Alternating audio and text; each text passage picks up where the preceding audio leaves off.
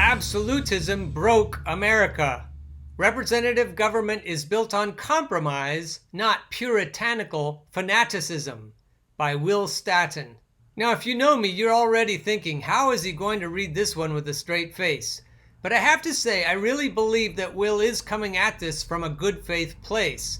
And everybody else I've brought to you who has this attitude, I've put them down as being sneaky and repressive. I honestly don't think Will is sneaky or repressive, but I think he's woefully misguided. So maybe, dear listeners and viewers, we can help Will understand some of this better. Some time ago, well before the Trump presidency, it became clear that the Republican Party was a morally and intellectually bankrupt organization. Indeed, only a morally and intellectually bankrupt organization could have selected Donald Trump, a sociopath with the IQ of an earthworm, to lead it. I draw a distinction here between Republican and conservative. I believe certain conservative ideas and ideals are important and ought to be a part of the national discourse. I do too. The problem is that the Republican Party no longer stands for any of those ideas or ideals. The Obama presidency illustrated this perfectly. Rather than push for traditional conservative solutions, Republicans abandoned their own best ideas to be embraced by Democrats. Obamacare, cap and trade, and the emphasis on free trade represented by the Trans-Pacific Partnership stand out as valuable conservative contributions to policy that Republicans abandoned, retreating instead into the dangerous fantasy of climate change denialism and defending a wholly inadequate status quo in healthcare. I have to stop often here, but I think he's fooled by the idea that free trade is actually free trade when it's not. All it does is free transnational corporations to rape and pillage the entire world. I have to tell Will here that in my book, I don't think the game of monopoly is free trade. I think monopolistic systems are not free. They may start out free, but they quickly become not free as the time goes on. Republicans have driven away many, perhaps most or even all, members of their party with either a brain or a moral compass. Now that's unnecessary. It's unfair and it's not true. I know it's easy to resort to that kind of thinking, though. Now referred to as Republicans in name only, or rhinos, this endangered species represents the remnants of thoughtful intellectual conservatism aimed at addressing society's problems. In their stead are climate change deniers, white supremacists, and neo-fascist MAGA morons. Conservatives may be anti-abortion, but Republicans want to force rape victims and women whose lives are at risk to have babies. Conservatives may be pro-gun, but Republicans want no limits at all on the types of weapons and ammunition one can own, and they're willing to let anyone have those instruments of death, no questions asked. Conservatives propose thoughtful responses to problems like climate change with ideas such as cap and trade, but Republicans bring snowballs into the Senate to dismiss science. Conservatives may worry about the economic versus public health trade-offs of addressing a pandemic, but Republicans pretend a lethal illness is a hoax except when they grovel at the feet of a man proposing to cure that illness by injecting bleach. These criticisms only address the face value. They don't address the underlying problem. The problem is that the Republican Party has become just as corporate as the Democratic Party has. They're not morons.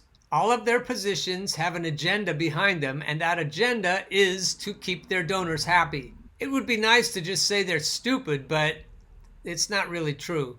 They are morally bankrupt, though. Alas, if this is a path the Republicans took many years ago, it is one down which Democrats now seem eager to follow them.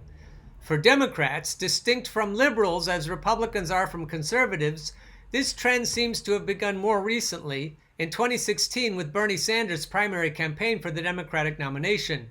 Unlike Trump, Sanders is no sociopath. He seems, in fact, like a decent human being.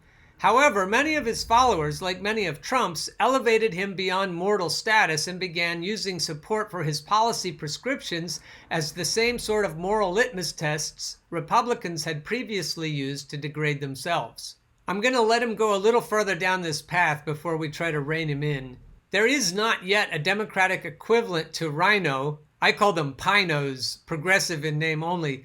But the progressive wing of the party is encroaching on the turf of irrational immorality the same way the white supremacists did to the Republicans. Anyone who disagrees with their inane proposals is a capitalist shill or a tool of the establishment, meaningless criticisms that betray the intellectual void on the far left. Now, usually people who criticize us for calling people capitalist shills have their own agenda. And by having their own agenda, I mean they have their own evil agenda, their own corporate agenda. I think this guy, though, is genuinely confused. At least I hope so. Liberals want to expand healthcare coverage, but progressive Democrats disavow anyone who raises legitimate questions about the implementation and efficacy of Medicare for all. Liberals want to address climate change, but progressive Democrats think that America and the world can transition away from fossil fuels overnight without any economic costs or any damage to the lives and livelihoods of real human beings. Liberals want to mitigate income inequality, but progressive Democrats insist that anyone against a $15 living wage is a greedy corporatist, no matter that $15 doesn't really translate into a true living wage anywhere in the nation. It's just an arbitrary number, but don't tell that to progressive Democrats lest you betray yourself as an enemy of the people.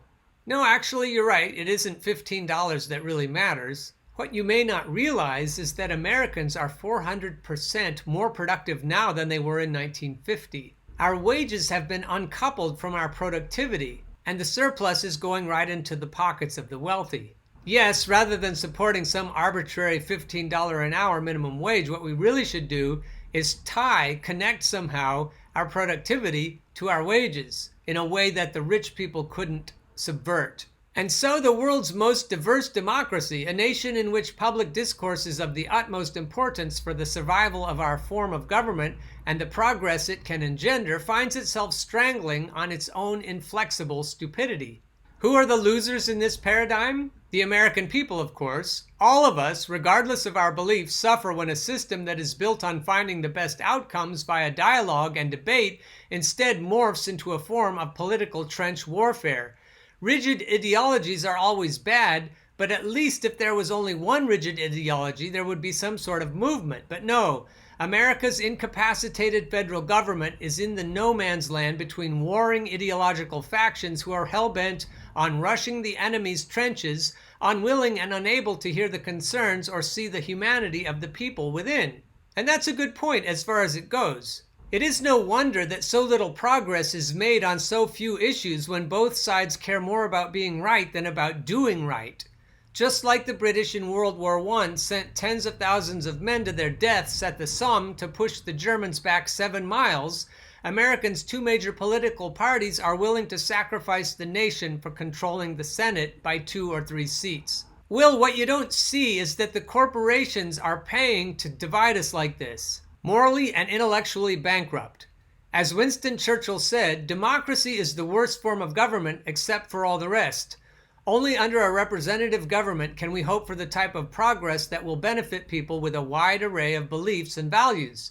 It is imperfect, messy, and frustrating, but humanity has yet to devise a better political system for facilitating the types of discourse and understanding necessary to move forward and forge a better tomorrow.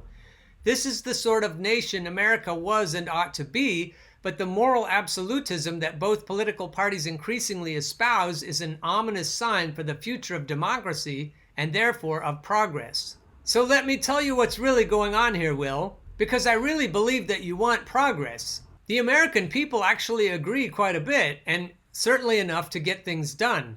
The American people desperately want progress, and they would give a little and get a little and compromise, and they would do it. The reason it's not getting done isn't because of the factions you're talking about. The reason it's not getting done is because the oligarchs don't want it. And because the oligarchs own the media, it's very easy for them to keep us thinking that we each other are the problem. And the oligarchs want all of us to think that the Republicans should blame the Democrats and the Democrats should blame the Republicans, and we should all blame each other instead of blaming the oligarchs. The only way to achieve democracy in this country is to have a democratic media. We could probably get the government on track if we could get the media on track. If we had a free and fair media, we could probably get to a free and fair economic system. But until we do, then people like you are going to write articles that are drastically shaped by the narratives that the media are telling you and telling all of us. And as long as we keep thinking the way you're thinking, we'll never point our attention to the real villains in this story. And the correct solutions to the problem will never dawn on us because we're so brainwashed by what the media are telling us. So I congratulate you for writing this article. I think that's a good start. I think we all need to have this dialogue and understand each other. And if we ever do, if we ever get that job done, we'll be able to focus our attention on the real problem. But in the meantime, it seems like a losing battle because so many of the people who vote are also swilling the corporate Kool-Aid media narrative management.